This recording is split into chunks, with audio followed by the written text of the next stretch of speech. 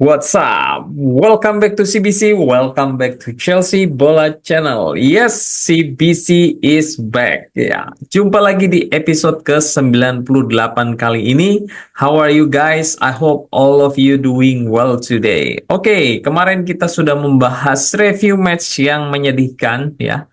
Dimana kita seri tapi rasa kalah di saat kita bertandang ke Old Trafford di lanjutan pertandingan Premier League antara Manchester United versus Chelsea di matchday ke-10. So, buat teman-teman yang ketinggalan dapat langsung klik link di atas. Jadi, di video kali ini tentu saja kita akan membahas kembali berita atau update news seputar Chelsea Football Club sebelum besok kita masuk ke preview match Conference League antara Chelsea versus Noah. Ya, apakah main di Bahtera? Tidak, main di Stamford Bridge. Ya, Noah bukan grup band Noah ya, tapi Noah ini adalah klub sepak bola dari Armenia ya guys ya. Namun sebelum ke sana, seperti biasa sebelum kita lanjut, CBC mau ingetin first thing first. Ya, sebelum kita ngopi tentu kita harus menyeduh kopi terlebih dahulu.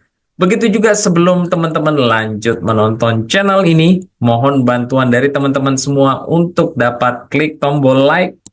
Dan bila teman-teman yang baru pertama kali menjumpai dari channel CBC ini, dapat juga klik tombol subscribe. Semua support dari teman-teman semua, baik like, subscribe, membership, sawerian, itu dapat membantu channel CBC ini untuk dapat lebih berkembang lagi ya. Sehingga teman-teman dapat lebih nyaman lagi dan dapat lebih enjoy dalam menonton dari channel CBC ini. Oke, kita langsung saja mulai dari good news ya. Enzo Maresca officially di Instagram. You know what I mean, right?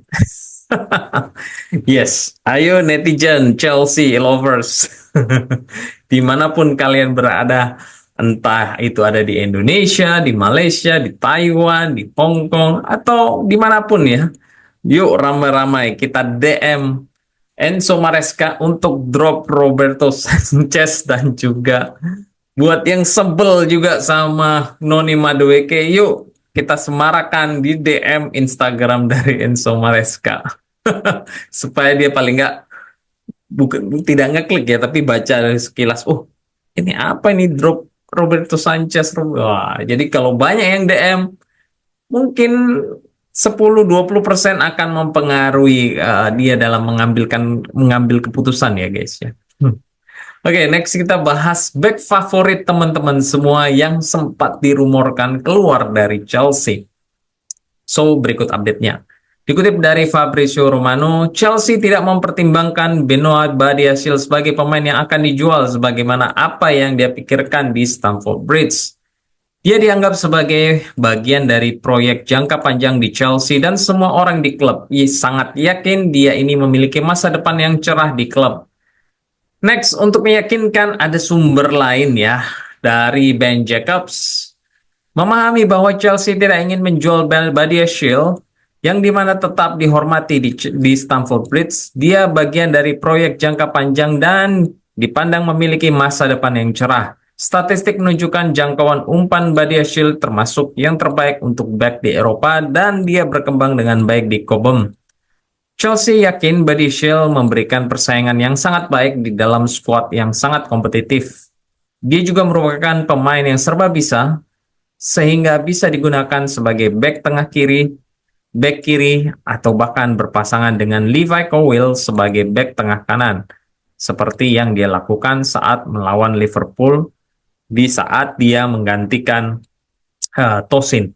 Well, sepertinya Stamford Bridge ini akan menjadi rumah kedua dari Badiashile ya, paling tidak 2 tahun ke depan ya guys. So buat yang berharap dia pergi di bulan Januari ataupun di Juni nanti, so sorry guys ya, sepertinya itu tidak akan terjadi. Anyway, kita berharap dia dapat terus progres menjadi back yang lebih baik lagi ke depannya ya. Setidaknya itu dapat mencapai performance terbaik dia saat dia pertama kali datang ke Chelsea sebelum dia terkena cedera ya. Wish of luck Badia Shield. Well, kalau begitu ya berarti tidak bisa dipungkiri lagi ya bahwa kompatriotnya dia atau rekan dia pada saat di AS Monaco yaitu Axel Disasi ini sepertinya itu yang akan pergi kali ini guys. We will see guys, karena kita tahu posisi Axel Disasi ini adalah sebagai right center back atau right back, di mana sudah ada yang mengantri di belakang, yaitu Josh Achempong. Berarti tinggal manajemen dari Chelsea ini yang harus meyakinkan Achempong ini bahwa dia itu akan masuk ke backup squad untuk mengisi posisi Disasi. Karena di bulan Januari, ya, we never know, atau di Juni, Disasi nanti akan pergi dan dengan begitu ya Achempong ini akan menandatangani kontrak perpanjangan di Chelsea. Ya, kita kan semua tahu ya dan CBC sempat menyinggung di beberapa episode lalu bahwa dia ini statusnya dibekukan karena dia belum kunjung menandatangani perpanjangan kontrak mengingat dia ini merasa tidak ada masa depan dia untuk di squad Chelsea. Well, dengan hal ini, CBC itu berharap keraguan dari Achempong itu dapat segera teratasi dan dia segera menandatangani kontrak perpanjangan. Oke, next ada kabar hangat dari ex-manager kita, yaitu dikutip dari Platigol.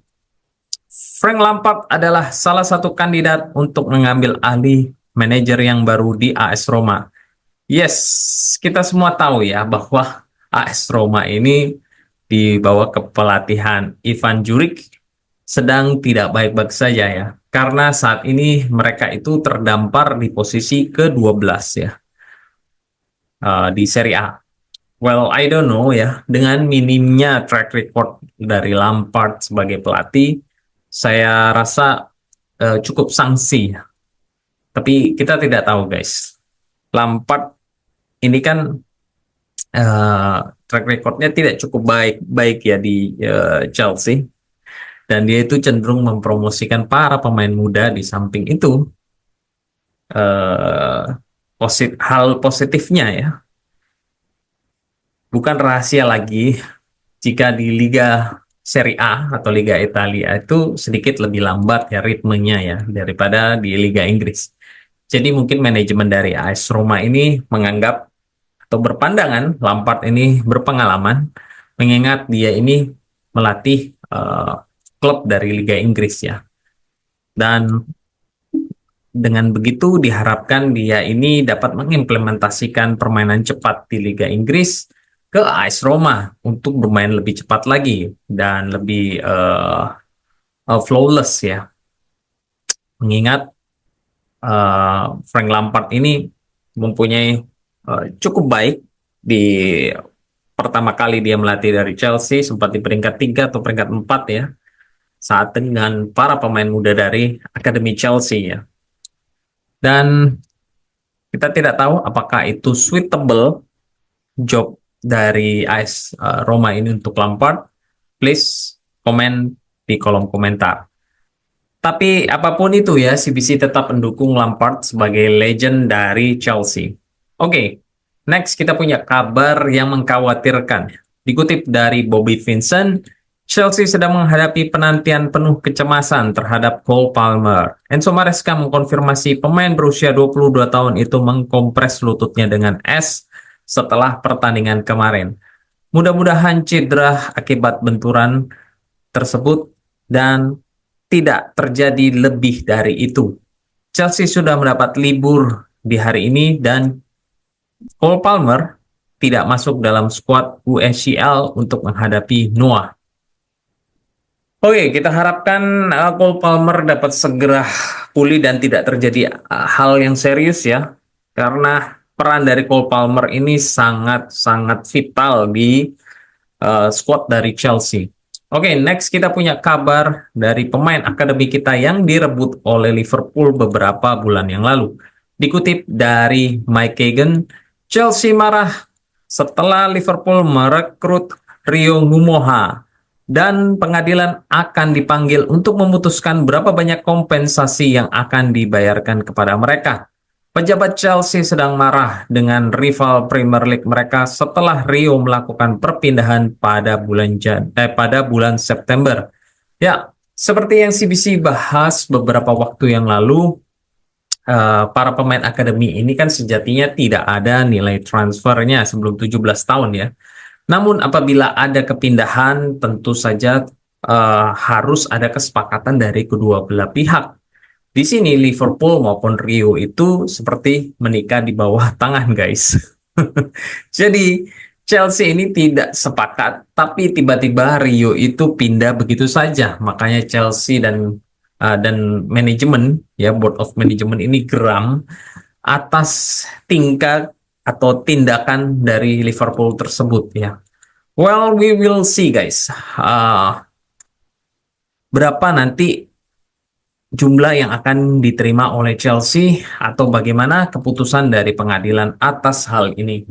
Oke, untuk menutup video dari CBC kali ini ya, CBC punya berita yang cukup mengejutkan untuk teman-teman semua.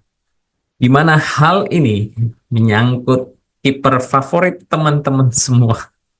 Dikutip dari CFC Analytics, Robert Sanchez mempunyai 2 error yang berujung gol dan 2 penalti akibat kesalahannya dalam jangka waktu 10 pertandingan. Di sisi lain, Kepa mempunyai 3 error yang berakibat gol di sepanjang karirnya di Chelsea saat bermain di Premier League. Oh my God. Ingat ya, ini data teman-teman. So please, CBC nggak tahu nih mesti ngomong gimana lagi ya. Kalau misalkan Enzo Maresca ini tetap memutuskan we stick with Sanchez sampai akhir musim ini. Aduh. Dan tidak akan belanja kiper baru lagi. Atau at least memanggil para kiper Chelsea lainnya yang saat ini sedang dalam peminjaman ya. Atau loan. Kita tahu ada Petrovic, ada Kepa, ada Slonina, ya. Di samping itu kita punya Mike Penders, kiper muda yang digadang-gadang pengganti dari Thibaut Courtois ya. Namun baru bisa bergabung di musim panas nanti. So, kalau masih ada yang bilang ya bahwa Sanchez itu kiper terbaik, I don't know. Ini data bung. Kita nggak bisa berargumen lagi ya kalau ada data dan fakta. Oke, CBC berharap ya PR ini dapat segera diselesaikan oleh Enzo Maresca karena kita tahu semua Jorgensen di usianya yang juga masih sangat muda 22 tahun dan dapat dilihat dari performance-nya kemarin di Carabao Cup melawan Newcastle ya belum siap untuk menjadi kiper utama. We will see, guys. We will see. Oke, that's all di episode ke-98 kali ini. Don't forget to support channel CBC ini by subscribe, like, dan share. Thank you for watching. Take care. God bless. And keep the blue flag flying high. Come on the Chels.